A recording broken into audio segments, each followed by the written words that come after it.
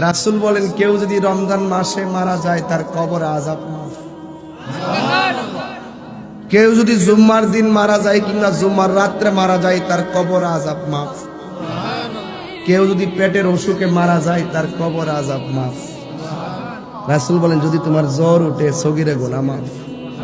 কেউ যদি ডায়রিয়া মারা যায় শহীদের সওয়াব। পানিতে ভেড়া মারা যায় শহীদের সওয়াব। ডেলিভারিতে মহিলা মারা যায় শহীদের সওয়াব। হায় হায় হায়, কত যে সুযোগ বান্দার জন্য আল্লাহ রেখে দিছে, অভাব নাই সুযোগে। বান্দারে শুধু কেমনে গুছায় গাছায়া লাস্টে যখন দেখতেছে একটা দিক দিয়ে রেখে দিছে রোজাটা, তা আমি না আমি আল্লাহ নিজের হাতে দিব।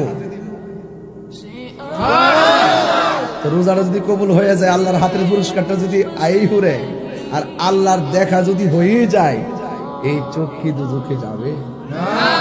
এই হাত কি দুজকে যাবে? আল্লাহর দেওয়া আমল নামা নিয়ে কি দুজকে যায়? এটা রাখছে কেন? আল্লাহ বলছেন বান্দা হলো আমি আল্লাহর গোপন রহস্য।